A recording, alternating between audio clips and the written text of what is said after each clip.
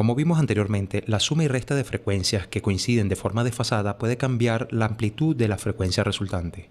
Como vimos en el capítulo anterior, la onda senoidal es una analogía de un giro circular en gradientes, donde este desplazamiento puede ser expresado en funciones trigonométricas, específicamente en la matemática del seno. Recordemos que la trigonometría es una rama de las matemáticas que trata de calcular distancias de recorrido a través de ángulos. En este caso, el recorrido es llamado el círculo de la fase. Si utilizamos una calculadora científica y calculamos la función senoidal de cada punto en grados de fase, podemos obtener una tabla con valores de cada desplazamiento del ciclo, y en este ejemplo, y por razones de tiempo, solo tomaremos 16 valores distintos de la circunferencia. Por ejemplo, el seno de 0 grados equivale a 0, el seno de 22.5 grados equivale a 0.38, y así seguidamente hasta completar nuevamente los 360 grados. Como verás, el valor máximo alcanzado en todos estos resultados es de 1. Si representamos todos estos puntos en una gráfica donde el eje horizontal son los ángulos y el eje vertical los valores del seno, obtendremos así nuestra famosa onda senoidal. Ahora procedemos a sumar dos ondas iguales representadas del mismo modo como función senoidal. Sumando cada valor del seno en ambas señales, obtenemos como resultado el doble de amplitud en cada punto gradiente. Si por el contrario, una de las dos ondas tiene fase invertida con respecto a la otra, el resultado sería la anulación de amplitud de la onda resultante, lo que llamaríamos cancelación total de fase en cada punto gradiente. Prueba a realizar el siguiente ejercicio. Si tenemos la onda A representada en la figura y le sumamos la onda B, que está desfasada en 135 grados, ¿cuál sería la onda resultante? Muy sencillo. Procedemos a realizar la suma de senos de cada onda senoidal. Podemos ver una cancelación parcial de la amplitud de dicha frecuencia, producto del desfase de más de 120 grados. En nuestro material de apoyo podrás descargar gratuitamente una hoja de cálculo programada por una comunidad investigadora holandesa asociada a la Audio Engineer Society, donde puedes probar cualquier tipo de superposición de ondas y visualizar sus resultados de fase. Ahora bien, dejando a un lado el cálculo matemático, la mayoría de los instrumentos musicales poseen una caja de resonancia donde un ente vibrador como una cuerda, un cuero o un parche genera ondas senoidales que permanecen rebotando en su interior. Estas ondas coinciden en sus fases con diferencias de tiempo y por supuesto en grados, generando nuevas amplitudes de onda.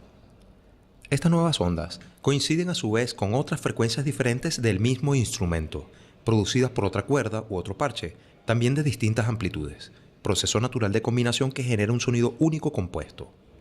Este fenómeno descrito en el siglo XVII por el físico y matemático francés Jean-Baptiste Fourier determinó que los sonidos generados por la mayoría de los instrumentos con cajas de resonancia, como por ejemplo la guitarra acústica, el piano, un tambor, etc., son producidas por la suma de un sinnúmero de frecuencias distintas, múltiplos matemáticos de la afinación musical del instrumento o ente vibrador, al que denominó armónicos. Los armónicos son los generados cuando una frecuencia principal o fundamental de afinación de dicho instrumento permanece rebotando dentro de su caja de resonancia y al coincidir con sí misma por la reflexión de las superficies con frecuencias, fases o amplitudes distintas, se genera una nueva frecuencia por deformación armónica o modificación de la onda original. Fourier pudo desarrollar una formulación matemática compleja llamada las series de Fourier, donde se podría descomponer en un espectro de frecuencias un sonido y su suma infinitesimal de ondas senoidales. Un cálculo increíblemente extenso que gracias hoy día al desarrollo de la tecnología y la computación se ha podido desarrollar en una versión algorítmica llamada la transformada rápida de Fourier, o FFT, donde el cálculo se realiza en fracciones de segundos, obteniendo así una gráfica donde se puede apreciar cada una de las frecuencias de un sonido compuesto. En el siguiente ejemplo, podemos visualizar un analizador de espectro FFT con el algoritmo de Fourier, que mide la señal de un redoblante de batería. En ella podemos observar cómo gráficamente se nos muestra toda la información de frecuencias de dicho instrumento por el proceso de descomposición de la transformada de Fourier a través de un software.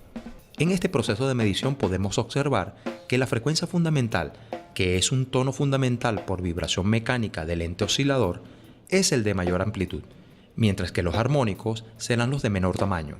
La frecuencia fundamental determinará la altura o tono del sonido que éste integra. Por su parte, los armónicos darán características sonoras particulares dependiendo de su ubicación en el espectro. Generalmente, ellos definen el timbre del instrumento. Los armónicos tienen dependencia matemática del tono, y son múltiplos de la frecuencia fundamental.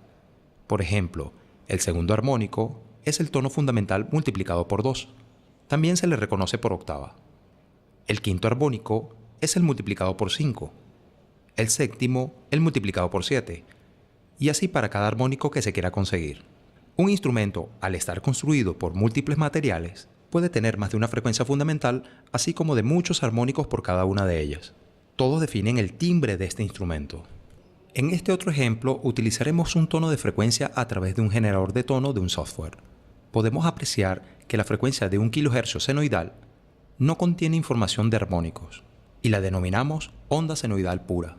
Pero si reproducimos otra onda triangular, cuadrada o dientes de sierra, podemos apreciar información armónica a través del analizador de espectro.